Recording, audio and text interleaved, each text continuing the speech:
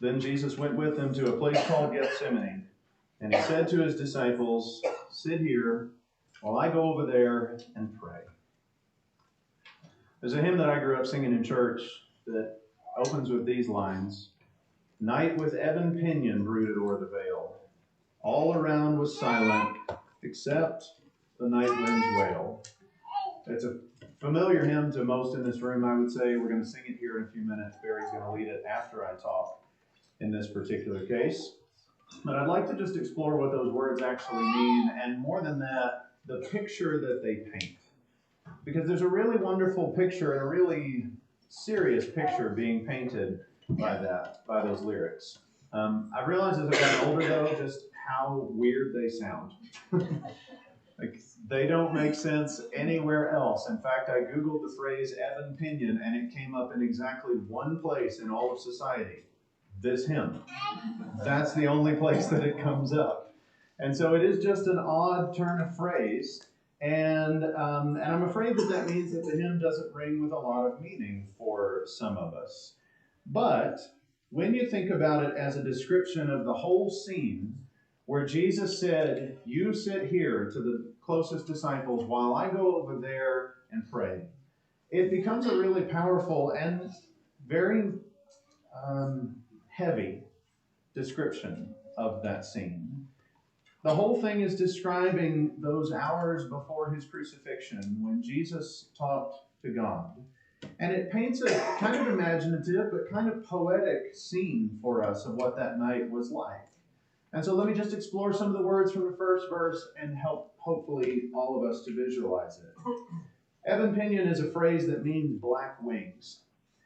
And so the description in the first line about having those wings brooded over someplace is kind of the same picture as like a mother hen in the way that she spreads her wings out and forward to lay them over her chicks. And so what you're trying to picture here, and what the writer of the hymn is trying to get us to picture, is a night that is so black and that the darkness has become so oppressive that it's like the night itself has become this great black bird who has sat down over the place where Jesus is and blocked out all of the light with these terrible dark wings. It creates a picture of darkness so thick, so deep, that we describe it as having a thickness. Like you can almost feel that kind of darkness. Again, like being under the wings of some great and terrible black bird with those wings hanging over you, blocking out every glimmer of light. That's the way that this scene is portrayed, where Jesus prays to the Father, knowing what is to come. The hymn imagines that there's something so oppressive hanging over the situation that even the animals have gone silent. Even the animals that are up all night have gone silent in this case.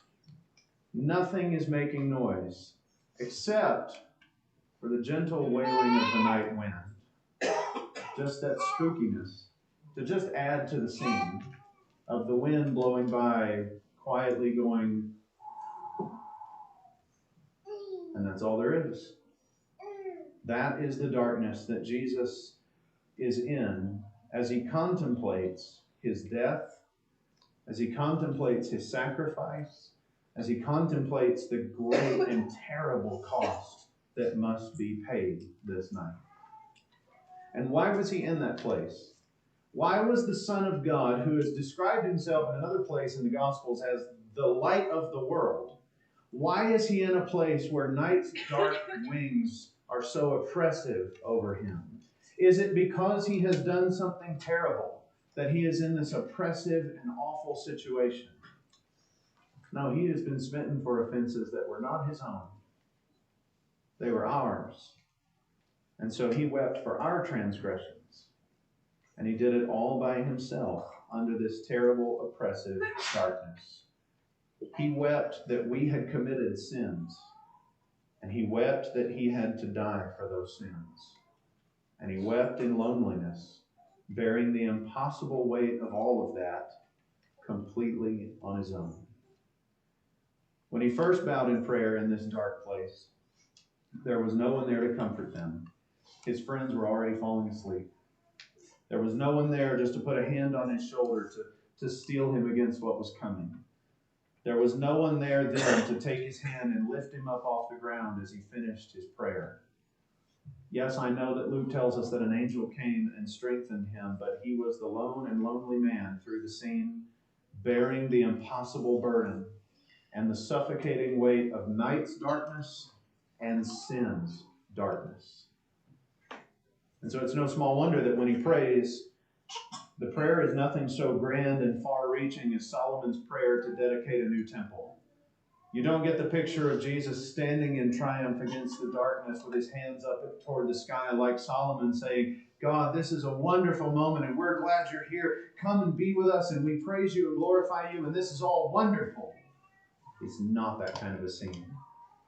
It's not even the kind of thing that's so great and far-reaching as him talking about a plan for saving mankind or atoning for all of their sins. In this terrible darkness, Jesus speaks like a little child meeting his dad. Abba, Abba, if it's possible, let this cup pass from me. Abba is a word for father from their language, and it's the one that children learn first. It's the simple vowels and consonants that even a very young child can speak. Abba is the word that he uses for his father this time. All things are possible for you. Please remove this cup from me. But if not, your will be done and not mine. Let this cup of anguish pass from me, I pray. Yet, if it must be suffered by me, your only son, Abba, let your will be done. And I think it's interesting, y'all, that the suffocating weight of night's dark wings is not lifted from him in this case. The weight is not taken away as he gets up from his time of prayer. It's not even like the black wings lift and just let him see the light for a few minutes. The night with Ebon Pinon stays heavy on him. The sorrow and the seriousness of what's about to happen is just too great. And so when Jesus rises from his prayer, he hasn't dispelled the darkness of this night. He has accepted it. And he has claimed it as the necessary step toward our salvation. And the darkness of night will not be lifted in what's to come next either.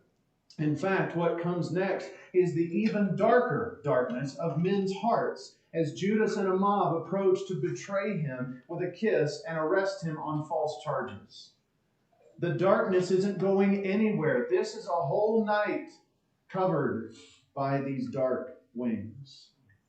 This is the night when an innocent man was killed for my sins, when humanity rejected the God who made them, when the Lamb of God was sacrificed to stop a plague of death over all people. And Jesus went through that night alone, that darkness alone, crying out, Abba, please, but if not, let it be done. And he did it all because of his unfailing love for you, for me, and for all of mankind.